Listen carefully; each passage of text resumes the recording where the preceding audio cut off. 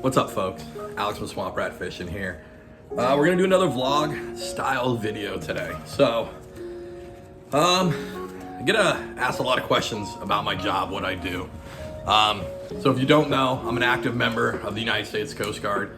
I have been for coming up on 18 and a half years. It's been a really fun, crazy ride. A lot of people have questions about like what the Coast Guard does, what have I done in the Coast Guard. So we're just gonna go over kind of my life in the Coast Guard so far. So, all right, so it started January 4th, 2003. Very young, impressionable 18-year-old Alex went to Cape May, New Jersey. That's where we have our boot camp at. It was a lot harder. Full disclosure, I kind of thought Coast Guard boot camp was gonna be easy. So when I got there and that first day, when they come out, start screaming at you, real eye-opener there. So if you're thinking about it, listen, the boot camp is not easy, extremely difficult. So we got done with boot camp, and from there I got orders to the Coast Guard cutter Steadfast out of Astoria, Oregon. It's a 210-foot medium endurance cutter, really old boat. So the mission on that boat is they do some counter drug, but primarily they are a fisheries enforcement boat.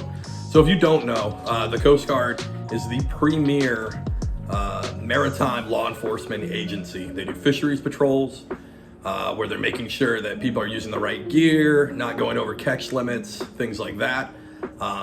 They also do counter drug missions, where they're stopping the flow of illegal drugs into the United States. They also do search and rescue. That's kind of what we're known for. And we do that all over the place with a wide variety of assets. We also do maintaining of all the navigational aids in America. That's done primarily by us. We also do container ship and tank ship inspections, making sure everybody's on the level. We do oil spill and hazardous material cleanup. We do a lot. The organization has been around since 1790 in some shape or form. It's the oldest continuous seagoing service. So it's a little history on that. So I went to Steadfast. I did not know that the level of how the fisheries mission works. So it was really good to see an eye opener on that. But in all honesty, I hated it. I hated it. It was a shock, a totally different culture than what I've grown up in. And I was not a fan of underway, which once we go through all this is kind of different. Like I did not like being underway. I wanted to drive small boats. And when they said, hey, you can do that job, but you're gonna come right back to one of these cutters, I said, nope, give me a different job. So later that year, towards the end of 03, I went to Petaluma, California to go to Operational Specialist A School. We do A schools in the Coast Guard. That's kind of like where you learn your MOS, very similar to the Navy. So I went to OS school. And so a little bit about OS, Operational Specialist. They're kind of, they're not your frontline responder. A lot of people think of us as just dispatchers, and that there is a component of the job that is dispatching. It's talking to mariners on the radio, and then ensuring that the right assets get out to them.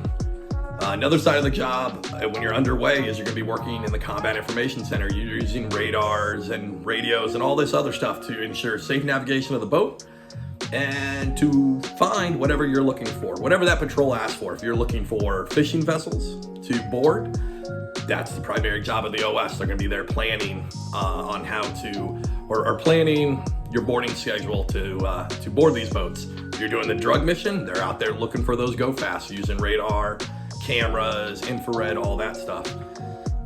All right, so from sunny California, from the years of 2003 to 2006, I was stationed at Group Air Station Atlantic City. And this is as an OS3, an E4 in the Coast Guard. This unit was really interesting. So back then we had groups. We don't have that anymore. They have a different name. But this was also combined with an air station. So we had 65 helicopters, MH-65 helicopters. And at this job, I would do the radio dispatch portion that we talked about. I got to be on the receiving end of hundreds of search and rescue cases. Most of them went well, some of them did not, and those are the unfortunate downside of the job, especially as OS. Sometimes you have to hear maybe somebody's last words, and it just kind of sits with you sometimes, but it's something you can work through. You got good people around you. Also, at Group Air Station, after a couple years, I made E5. I made OS2. It was great. And then I also met soon to be my wife, but just girlfriend at the time. And she was working at a local Starbucks, and I worked real hard to try to catch her eye. So, all right, from there, from 2006 to 2008, I was stationed on Coast Guard Cutter Berthoff. I was a plank owner of this unit. So in the Coast Guard, plank owner, I mean, they do it in the Navy too, but plank owner is you are the first crew of a ship. Very important. Not only were we first crew of this ship, but we're first crew of this entire line of ships. These are the WMSLs, the National Security Cutters, 418-foot National Security Cutters.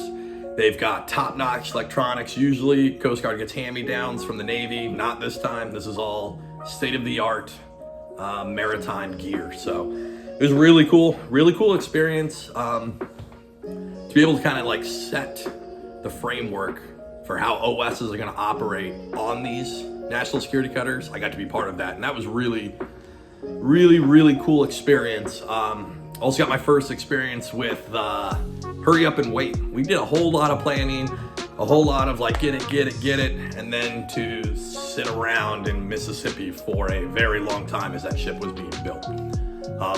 But it was a really cool experience. If there's any coasties out there, if you get a chance to be a plank owner on a unit, I would highly recommend it. Also at this time, I made OS1, I made E6, a really good achievement career-wise, and I proposed to my girlfriend, and she accepted. So from 08 to 2013, I transferred off of the Berthoff, and I went to Sector Delaware Bay. So it's the same type of unit of how I did the group in Atlantic City, but now it's a lot bigger of a unit, and they moved it to Philadelphia, which is really cool. Like up until that point, I haven't really lived in like a major city. And me and my fiance at the time, we decided to live right in downtown Philly. It was such an awesome experience. Again, if you get a chance to be stationed in a major city and you've never lived or been to one, definitely take that opportunity. It was really cool. We were young. We didn't have any kids yet.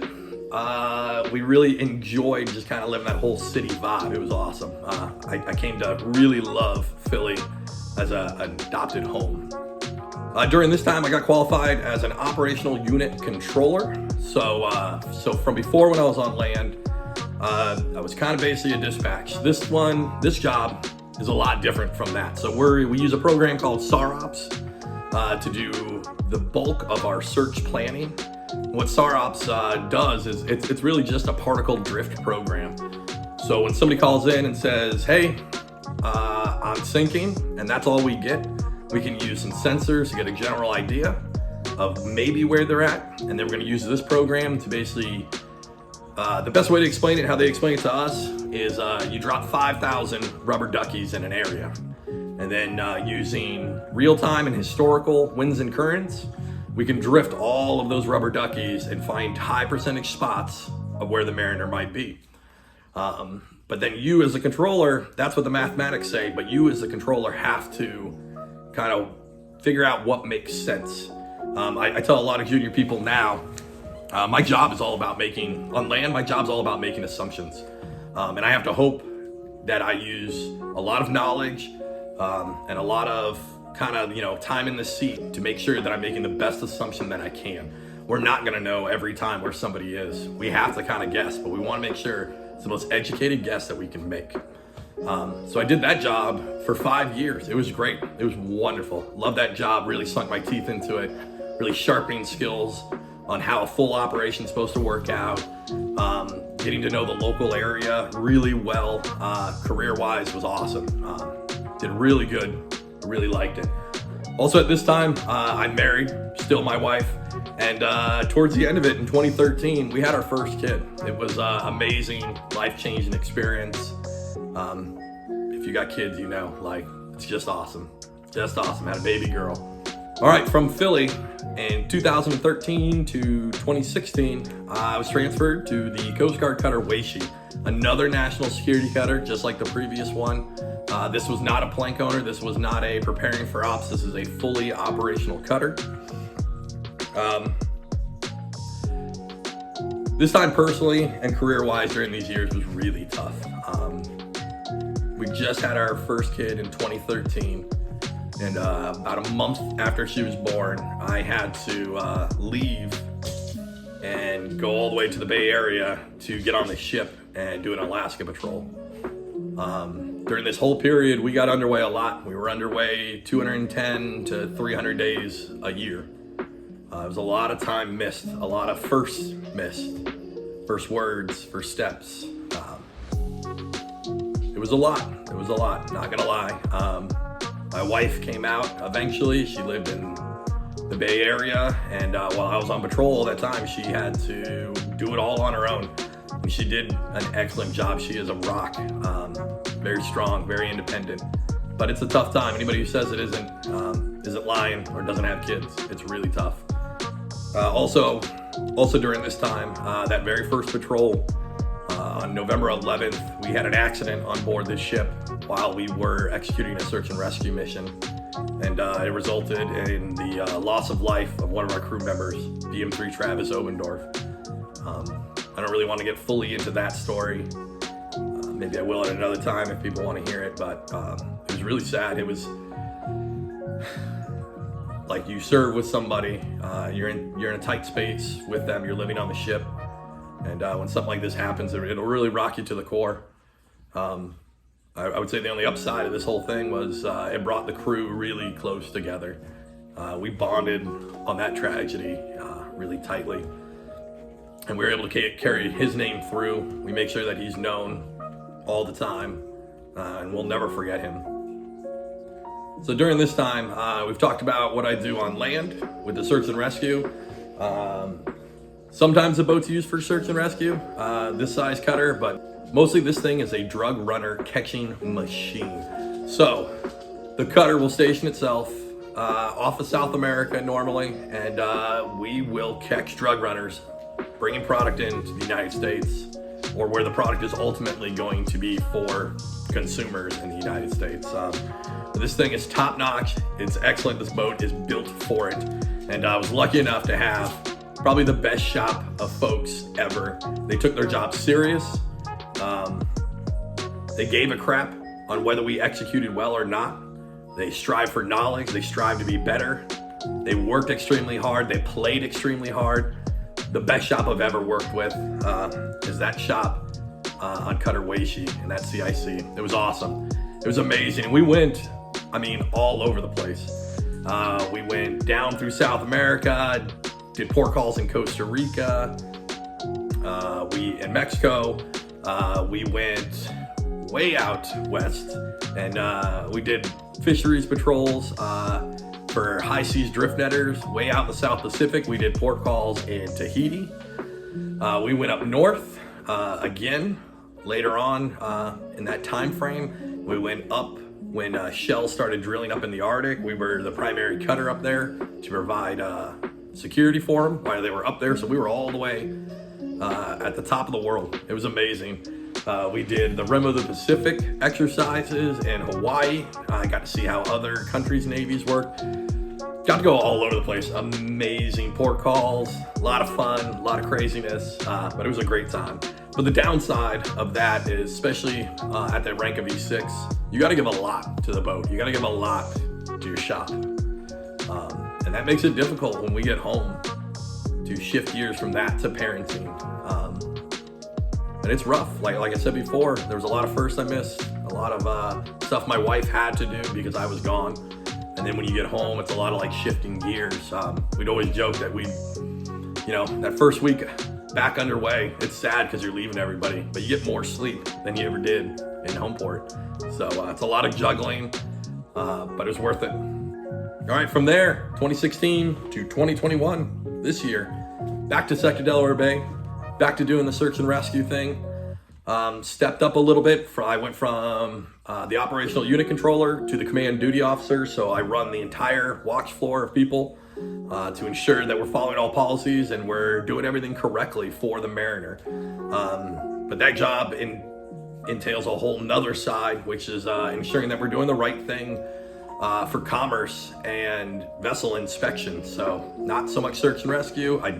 That's still the primary of my job, but also I'm split the other way too, with making sure that we're getting vessel inspections done, that we're doing security boardings, that we're not overburdening crews, that we're ensuring that we're doing things safely. And it's good. It's a step up. It's usually for an E7. I'm still an E6, so it was really nice that the command put some faith in me to be able to do that. I forgot to mention, when I was on Weishi, I had my second child too. Another little girl. You guys pray for me. But here, coming back on land, was definitely a shift. I'm getting later in my career, and it was shifting from giving that, so much to the boat, and then having to balance to, it's just different on land. Like, you don't have to give as much. A lot of it is you go in, you work your 12 to 24 hour shift, and you go home. You don't have to do a lot of the leadership that has to be done 24/7 on a ship, and the demanding environment of all that. So I got to shift, especially after I missed so much. I got to shift to like being a dad and like just really enjoy being a dad. And it's great. I love it. It's awesome. With my schedule, I get to spend tons of time with my kids. I get to drop them off and pick them up from school. I'm the primary person doing that just because of my schedule, and it's great. I love it. And then as of like 2 years ago, I had to start getting the wheels turning to start thinking about civilian life. This ride only goes so long, and you got to get off. So plan on retiring at the 20-year mark. And I got to start thinking. It's a whole different story. I've been doing this since I was 18. So now I got to think about what to do. I say all the time, like, what am I going to do when I grow up? Because this is all I've done. So, and then if you watch the other vlog, we got a curveball thrown at us. Thought I was going to be able to stay here till I retired in October of 23. Correction, October of 22. Coast Guard decided we're not going to do that. And they're sending me back to the West Coast, to the Coast Guard cutter Stratton, another national security cutter. I'm going to be out there for about 12 months. It's going to be tough. I talked about it before in the other one. But the upside of this is that I'm going to get to finish my career how I started it, and that's underway. Again, if we rewind all the way back, I mentioned as an 8-year-old kid, I hated being on the boat. I got off that thing as fast as possible, and I said, I'm never going to another one. And now we're looking at 3 ships later. So just really excited that I do get to end my career that way, underway, how I started it.